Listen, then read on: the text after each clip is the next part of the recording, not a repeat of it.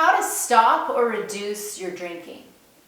Now, we live in a culture where we're just completely inundated with drinking as a part of every socialization experience. Like, you grab drinks with friends, you grab drinks after work, you grab drinks on dates. It's also in every single movie, TV show, everyone is constantly drinking wine. There's like a whole wine mom like advertising campaign, and then of course it's just kind of like immersed in every aspect of culture. So it is hard because when our subconscious mind gets repetitive images, it takes that in and thinks this is what my herd does, and it also thinks like this. It even gets the message of, oh, this is what I do when I'm happy, to celebrate. This is what I do when I'm sad, to decompress. Or this is what I do to relax. And it's because it gets a repetitive storyline or a repetitive message from friends who might say it. It gets this constant onslaught that alcohol is the elixir of life.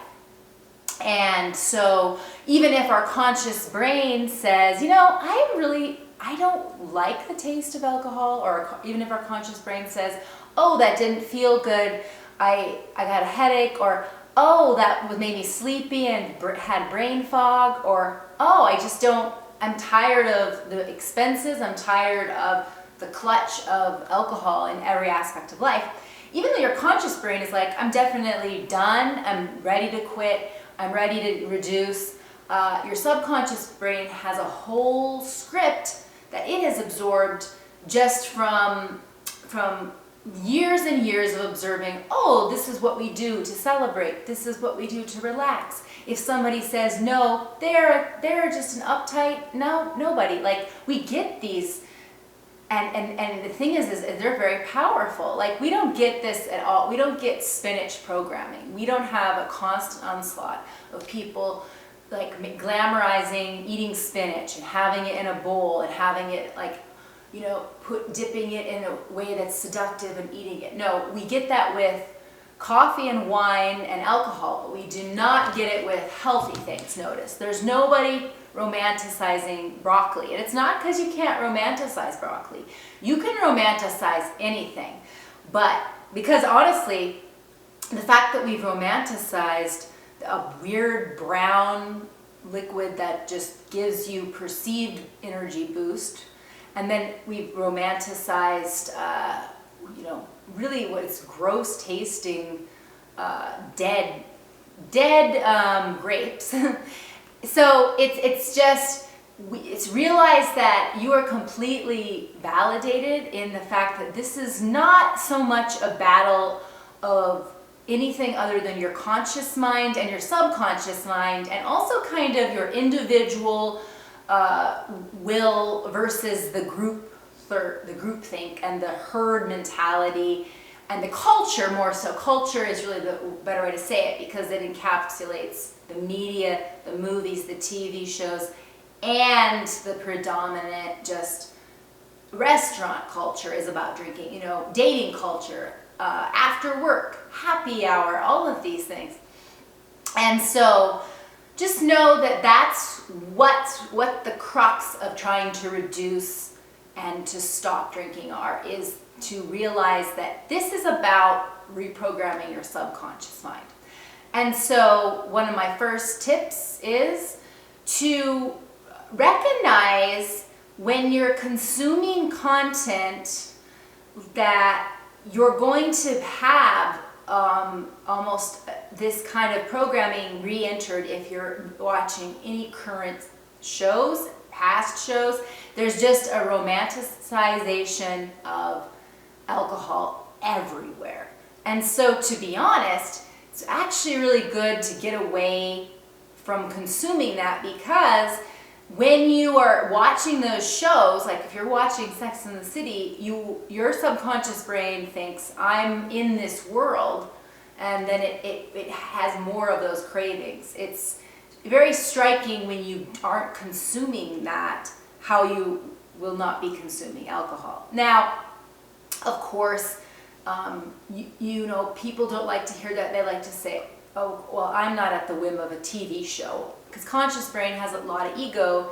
Conscious brain has a lot of pride that says, oh, I can't be fooled. I wouldn't fall for that. It's not about, we're not talking about your conscious brain. You're talking about your subconscious. Your subconscious mind takes in images and lessons and themes, and that's what that's what activates when you feel the urge to drink. It's often that neural pathway that is associating, this will make me feel good, or this will help me feel better, and it's gotten this from your own experiences of having experienced that, but also the predominant culture reinforcing it by storylines, by experiences with friends, etc. And so it's a powerful thing to override. And so doing things that activate your subconscious mind shows. The other thing is affirmations. And I would say that affirmations for reducing drinking need to be more on the lines of, I prefer one drink, I prefer no drinks, instead of being this kind of boot camp person that's yelling at yourself to do it. When you're putting pressure on yourself, you're coming at it from a place of like a lot of self-criticism and like I'm ready to whip somebody. That's not going to be effective long term, because shame, contrary to popular belief, shame is not an effective motivator. And so shame and blame are not going to make you feel, I feel good not drinking. They're just going to be the lesson of, I feel bad for taking a drink. So your focus is going to be on, I prefer not drinking. I prefer one drink. And having that be the affirmation, whether you say that out loud, whether you post it up, those are ways to hack the subconscious mind, and in a way that is not adding self-hate on top of it. And a quick note on self-hate and being, and this thing is, this is why I don't like AA. I think that AA works for a lot of people. I had a roommate that was in AA, and I believe she liked it.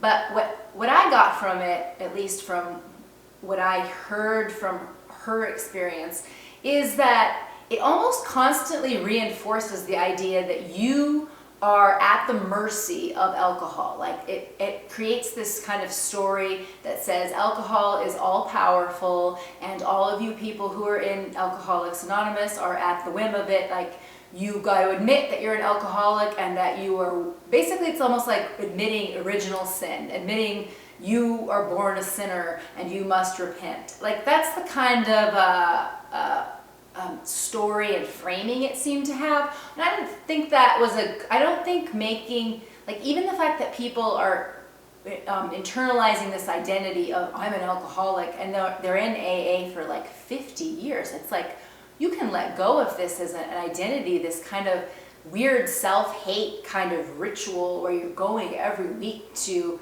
hate on yourself. I don't think that's I don't think that's the right framing. It's making alcohol be so powerful, and you're acting so at the mercy of it, and that any day you could fall off the wagon. All of those terms, I think, are making you ultimately always live in kind of anxiety, doubt, and assumption that you're powerless, and that you are never going to really be able to change unless you go to these meetings. And so I think there's something a little cultish about it, and I'm happy for the people it works with, but for me, I don't really think that giving alcohol that much significance and importance is a good idea. I think it's better to have the identity of thinking, oh, you know what, this is poison.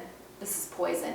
And I'm not, and kind of going at it with looking at, thinking, why is it that poison is pushed on me, and propaganda and all of this, like, incessantly, there's a poison, slow burn, pick your poison type of conditioning going on.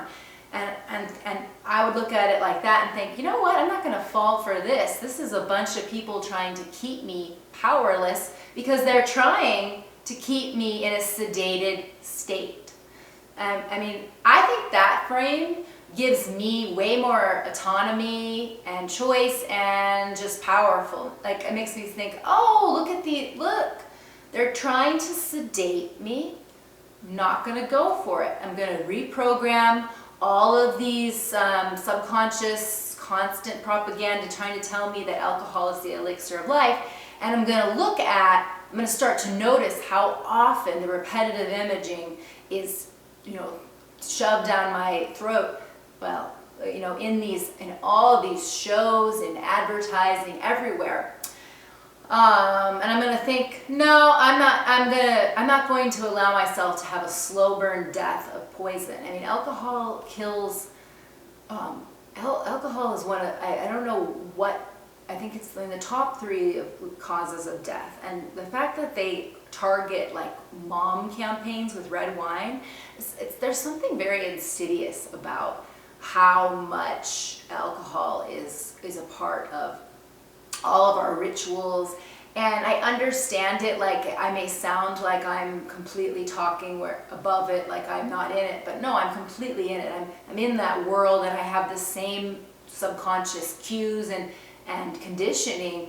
But when I reflect on it, I think that is so, I really hate I hate kind of being sold a lie. I hate this pick your poison kind of sedated culture that urges it, because then you get into the position where you just take for granted that it's just such a normal part of life that it doesn't even occur to you that it's really hurting your body and mind. It's really ruining your brain, and it's fogging up your brain and sedating you, and over time it just gets worse and worse. But if you are just kind of taking for granted that, oh, everybody does this and this is how we enjoy life, or this is how we relax, or this is how we date, or this is how it's really, I think looking at alcohol as a prop and a tool and a kind of a propaganda poison, like, oh, don't want that poison in me. I like that better than being like, alcohol is on this mountain and it has so much power over me. No, the conditioning had power over me, and now I'm past it. I think that's more empowering as a point of view. And one of the things that I also find helpful is to get out of this programming is to listen and really consume content that kind of reiterates this. For instance, the Reframe app is an app that helps you, you're tracking your time of not drinking or reducing drinking on that, and then it provides all of this scientific data about how alcohol affects your brain. And if you have a craving, you can enter that, and it will give you things to do for 20 minutes, because it says usually the craving only lasts 20 minutes, and then so it gives you something to do, and then you kind of, it's like you work through those cues you have that are just kind of your little neural pathways that are like, oh, we want to feel good, and we have a memory of how this made us feel good, and we're just getting that neuroplasticity back, where we're getting past and rewriting those like habitual neural pathways to be like, oh, actually I prefer no drinks, I prefer one drink, whatever you want to say. So I highly recommend the Reframe app. Another thing I recommend is Jason Christoph's Psychology of Freedom podcast on SoundCloud. And that is because if you're listening to that every day, it has repetitive messaging that is kind of about that, like, how everyone's trying to control us by sedating us with coffee and alcohol. And if that gets in your head, it's like that becomes the repetitive conditioning that reconditions you to think, oh, I'm not going to be duped, and I'm not going to be conditioned to just keep, default grabbing alcohol on a date or wherever I'm at, just because that's what the social script says. And so by absorbing that, it gets in your head. That's what got me away from wanting coffee, that podcast.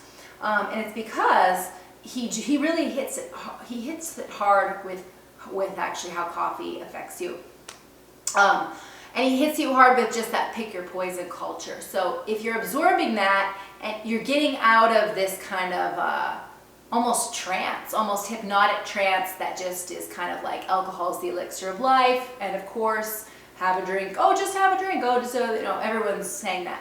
So yeah, those are my tips on how to stop or reduce drinking. And when you're out, they are increasingly having more mocktail options, more low octane cocktail options, which just means a very small amount of alcohol. And that's what's great. I really like to see that, because then it's like I still get to hold something pretty in my hand that looks like a drink, but it's a mocktail. And so I still have options. I don't have to just have something. Really, this is like, soda's not exactly a good alternative because it's still another kind of sugary poison. So it's nice that, I mean, not that the mocktails are above that, but the mocktails, sometimes you can get some ginger beer, some lime, some really kind of healthy, but also really pretty looking options that are non-alcoholic. And I'm glad that the culture has shifted toward that, because it makes it easier to be sober and out and not be like obvious, so that people start to go, oh, what are you doing? And so I hope this was helpful.